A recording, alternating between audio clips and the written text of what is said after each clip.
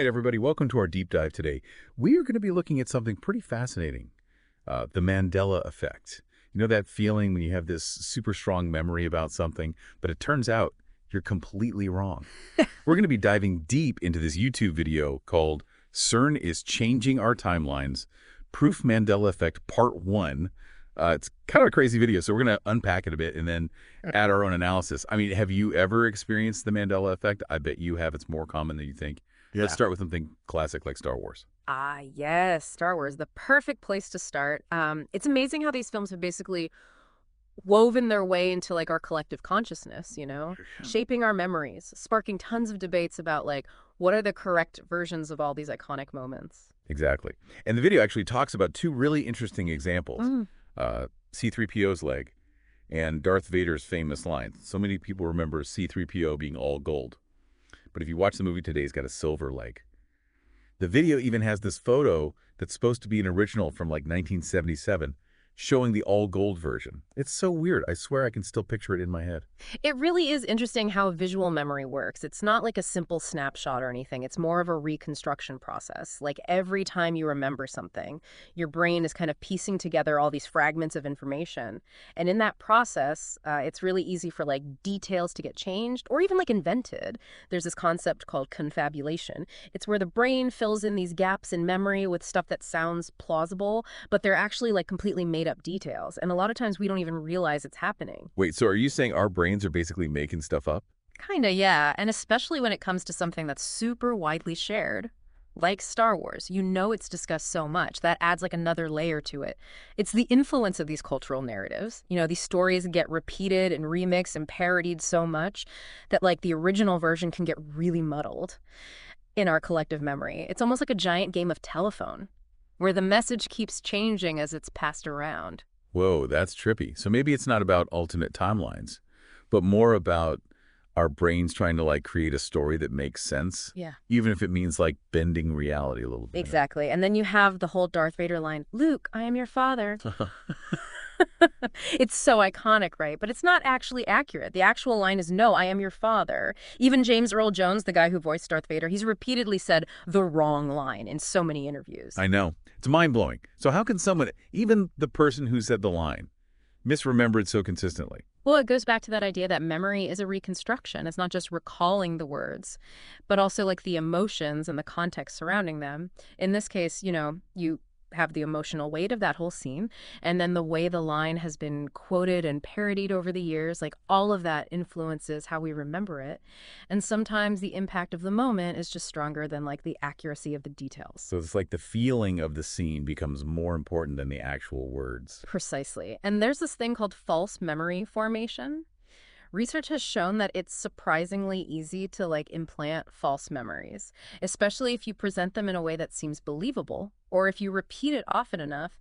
It's totally possible that even James Earl Jones, after hearing that misquoted line for so long, has like internalized it as part of his own memory. Oh, that's a little unsettling. It makes you wonder what else we might be misremembering. It definitely does. And speaking of misremembering, the video also goes into a bunch of other pop culture Mandela effects that you might recognize. Ready for a quick round? Hit me with it. Okay, Field of Dreams. Is it, if you build it, they will come? Or if you build it, he will come? Oh, man. I always thought it was they, Right. but I have a feeling you're going to tell me I'm wrong. You are. The correct version is he. And what about Snow White's famous line, "Mirror, mirror on the wall," or "Magic mirror on the wall"? See, this is where it gets tricky. I could swear it was mirror, mirror, but I also kind of remember it being magic mirror. You're not alone. The official version is Magic Mirror, but it seems like a lot of people mix the two up in their memories. It's like our brains are trying to find a middle ground between what we think we remember and what we're told is actually correct. Exactly. And this brings up another important point, confirmation bias. If you already know about the Mandela effect and you kind of believe in it, you're more likely to notice and remember examples that support what you already think, even if those memories aren't accurate. So it's like looking for evidence to support what you already believe, even if that evidence isn't really there. Precisely. We all do it to some extent.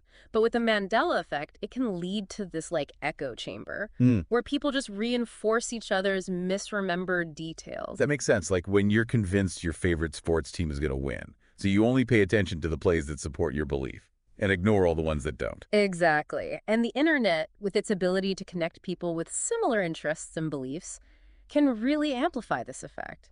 It's easier than ever to find like whole communities dedicated to the Mandela effect, where people share their experiences and validate each other's memories, even if those memories are actually quite different from like documented history. Okay, this is starting to make me question everything I thought I knew. That's the beauty of it. It challenges us to be more critical of our own memories and to be open to the possibility that what we think is real might not always be as straightforward as we think. So while Mirror Mirror might be like burned into our collective consciousness, we have to admit that Magic Mirror is the version that's actually in the movie.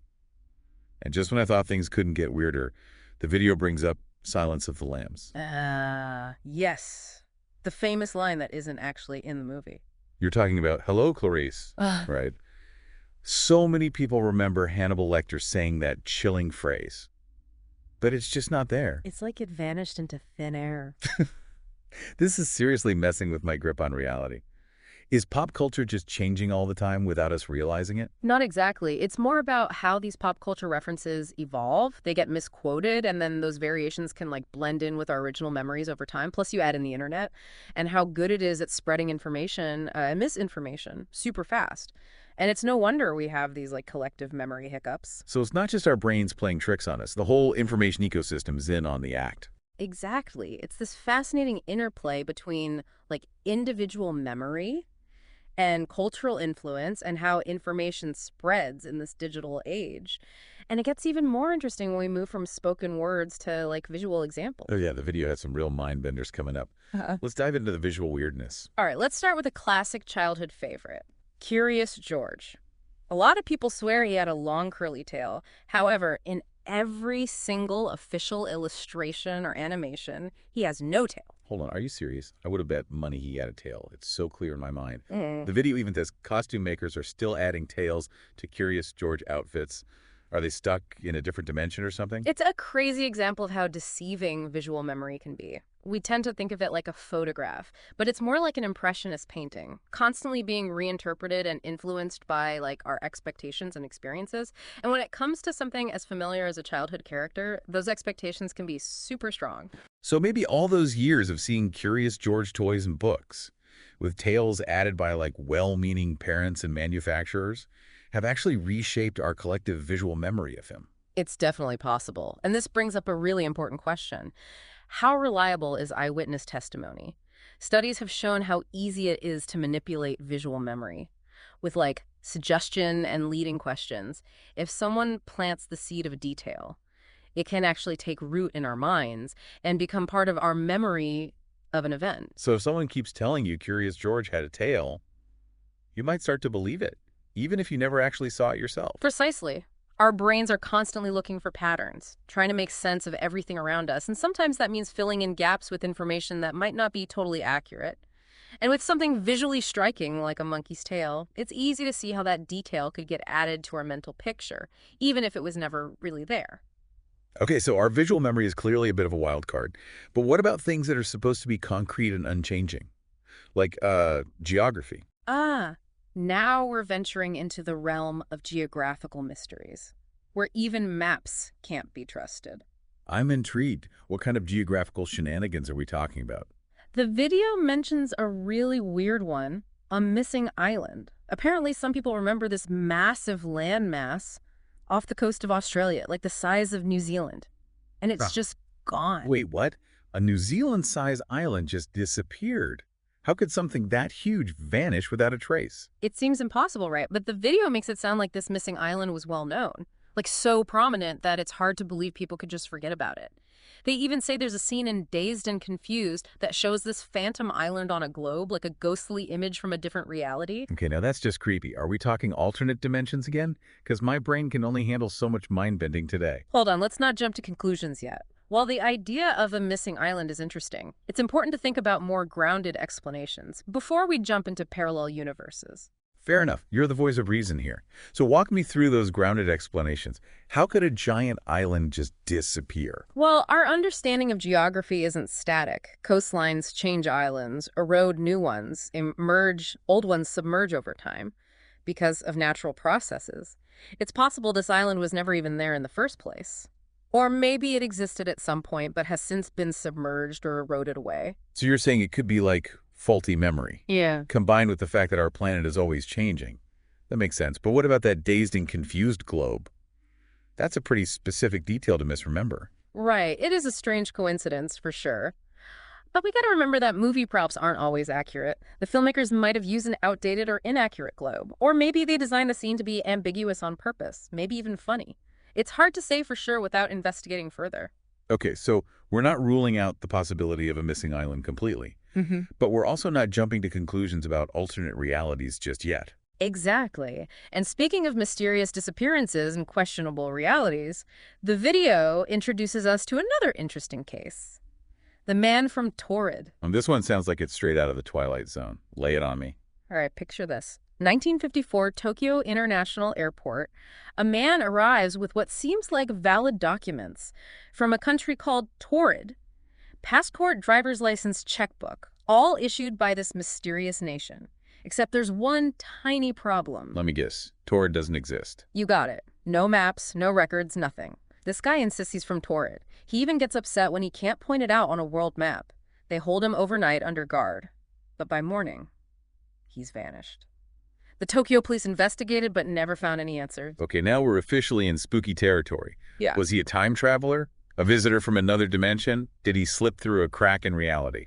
Those explanations are tempting, aren't they? But before we go down that rabbit hole, let's consider some other perspectives that might shed some light on this case. Okay, I'm all ears. Give me those alternative perspectives. Let's start with the psychological angle. Could this man have been experiencing what's called a fugue state?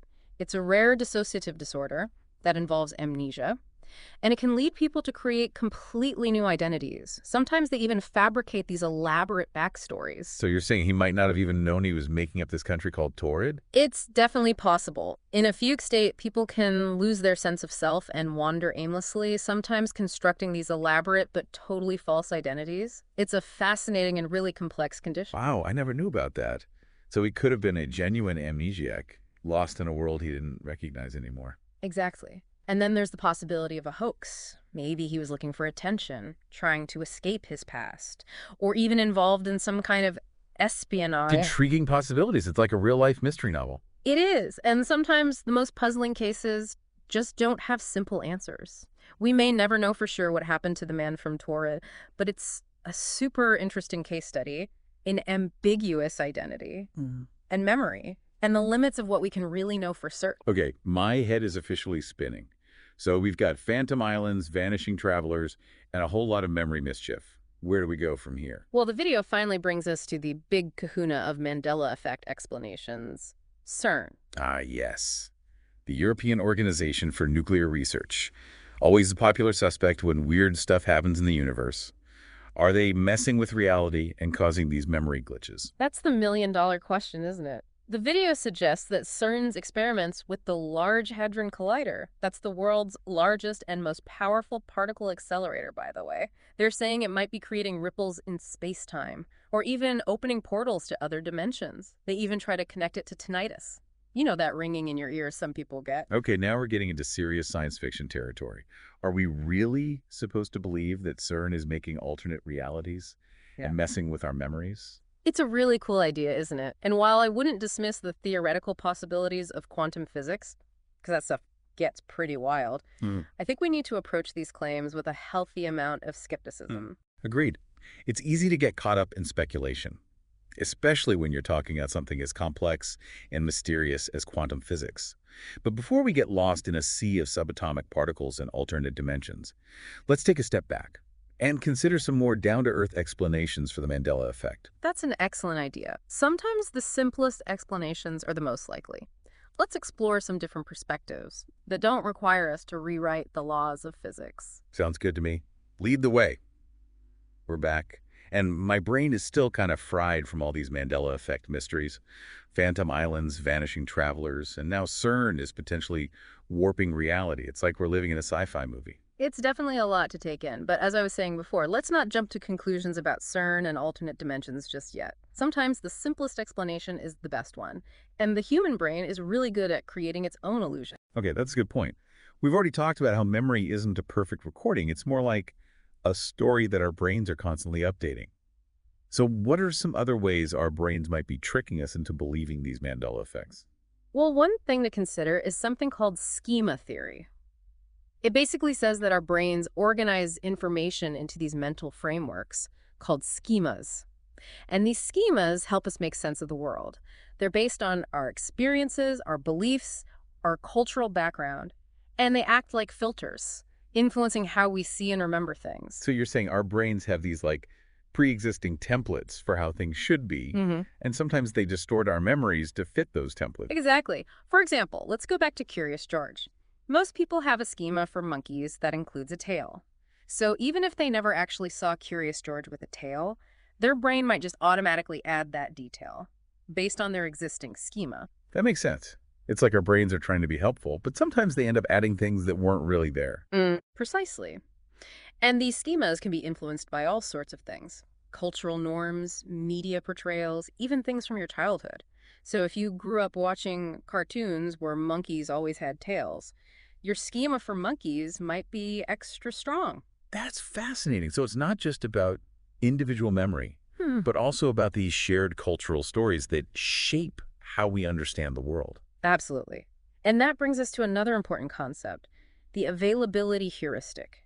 It's a mental shortcut our brains use to guess how likely something is to happen, based on how easily we can remember examples of it. Okay, break that down for me. What does that have to do with the Mandela effect? Well, if you're always hearing about Mandela effects and talking about them with other people, your brain might start to think they're more common than they actually are. The examples become easier to remember, which makes you think these memory glitches are happening all the time. So the more we talk about Mandela effects, Yeah. the more likely we are to believe in them, even if they don't actually happen that often. Exactly. It's a classic example of how our brains can create these feedback loops, reinforcing certain beliefs even if they're not based on solid evidence. And this is where the internet and social media really come into play. Because they make it so easy to find information and misinformation about anything, including the Mandela effect. Precisely. Social media platforms especially can create these echo chambers, where people with similar beliefs share and reinforce each other's perspectives, even if those perspectives are based on faulty memories or misunderstandings. It's like a perfect breeding ground for Mandela effects. That's kind of scary, isn't it? It makes you wonder how much of what we believe is actually true and how much is just because of our own biases, the information we see. It's a thought-provoking idea, isn't it? But I think it's also empowering. Once we know about these cognitive biases and how they can influence our thinking, we can start to be more critical of the information we consume and the conclusions we draw. So we need to be more careful about what we let into our brains and be willing to question our own assumptions, even when other people share those assumptions. Exactly. Critical thinking is more important than ever these days, especially with so much information out there and all the echo chambers on social media. We need to be careful about what we believe and be willing to challenge our own beliefs when we see evidence that contradicts them. Well said. And speaking of challenging beliefs, let's go back to some of those weirder Mandela effects, like the missing island and the man from Torrid. Are there any realistic explanations for those cases that don't involve parallel universes or time travel? There might be. While the idea of a New Zealand-sized island vanishing is pretty dramatic, it's important to remember that maps aren't always right. Map making has changed a lot over time, and there have been plenty of times when islands have appeared and disappeared from maps throughout history. So you're saying this missing island might just be a mistake on a map. Maybe someone put a dot in the wrong place or misinterpreted an explorer's notes. It's definitely possible. And as for that scene in Dazed and Confused with the island on the globe, we gotta remember that movies aren't real life, they're fiction. Filmmakers change things all the time. And it's totally possible that the globe in that scene was just a proc, and it wasn't meant to be geographically accurate. Okay, that makes sense. It's easy to get caught up in the story and forget that movies don't always have to follow the rules of reality. Exactly. And when it comes to the man from Torrid, his story is definitely strange, but it's not completely unheard of. We've already talked about fugue states, but there are other psychological conditions that could explain what happened. Like what? Give me some more psychological insights. Well, he could have had a delusional disorder. It's a condition where people have these persistent false beliefs that are often elaborate and don't make logical sense. In his case, his belief in the country of Torrid could have been part of his delusion. So he might have really believed that Torrid was a real place, even though it only existed in his mind. Exactly. And his distress at not being able to find it on a map could have been genuine confusion and frustration. That's both fascinating and kind of sad. It makes you realize how powerful our minds can be. They can shape how we see reality, and sometimes even create realities that only exist inside us. It's a deep thought, isn't it? And it reminds us that what we think is real is often a mix of our senses, our memories, our beliefs, and our cultural background. So while we might not be jumping between dimensions or traveling through time, the Mandela effect still shows us how the human mind works and how powerful shared cultural stories can be. Exactly. It makes us question what we think we know about memory perception and the nature of reality itself. And it encourages us to explore those blurry lines between fact and fiction, where individual experience meets collective consciousness. Well, my mind is officially blown. But before we go down any more rabbit holes, let's take a quick break and come back to finish up our deep dive into the Mandela effect. Stay tuned. And we're back, folks. Still kind of reeling from all this Mandela effect stuff. It's like finding out the world isn't quite how you thought it was. Yeah, it really is a trip down the rabbit hole of memory and perception. We've covered some seriously strange examples from that YouTube video. Everything from pop culture mix-ups to disappearing islands and mysterious travelers. We even talked about CERN and the whole alternate dimensions thing. We did. And while those parallel universes are a super interesting idea, I think what we've really uncovered is something even deeper. You mean like how our own minds can actually shape reality? Exactly. The Mandela effect, whether it's just our memories being fuzzy or something more complicated going on in our brains, it shows us that how we see things isn't always the same as what's really true. It's like that saying, the only true wisdom is knowing you know nothing. I like that. It reminds us to be humble and open-minded. We gotta admit that our memories can be wrong and be willing to question what we think we know, even the things that feel the most certain. So what's the lesson here? Should we just give up and say our memories are unreliable and that there's no such thing as objective truth? Not necessarily. Recognizing that our perception has limits is important, but it doesn't mean we should stop trying to understand the world. I think the Mandela effect can actually remind us to be more critical, to be aware of our own biases, and to look for different viewpoints. So it's about being curious and skeptical, but also always learning. Exactly. And it's about understanding how powerful shared stories are. The Mandela effect shows us how collective beliefs and cultural influences can shape our personal memories and perceptions, creating this feeling of a shared reality, even if it doesn't match up with actual history. It's like we're all weaving this giant tapestry of human experience, and each thread is a memory or a belief or an interpretation. That's a great way to put it, and it highlights how important it is to talk to each other and be open. When we share our experiences and ideas, we can challenge each other's assumptions, learn more, and maybe even get closer to the truth. So the Mandela effect isn't just about memory slip-ups. It's about truth belief and what it means to be human. Right. It reminds us that reality is more complicated than we think, and that we're always on this journey of discovery. Well, my mind is officially blown. This has been a wild ride. It has been fascinating. So any final thoughts for our listeners? What should they do with all this mind-bending stuff? Keep exploring, keep questioning, keep searching for answers. The Mandela effect is a rabbit hole worth going down. You never know what other cool mysteries you might find along the way. Couldn't have said it better myself. I think that wraps up our deep dive into the Mandela effect for today. Yeah, but the conversation doesn't have to stop here. We'd love to hear your thoughts, your experiences, even your favorite Mandela effect examples. Keep the discussion going. Absolutely. And remember, folks, stay curious out there. The world is full of amazing things, both real and imagined.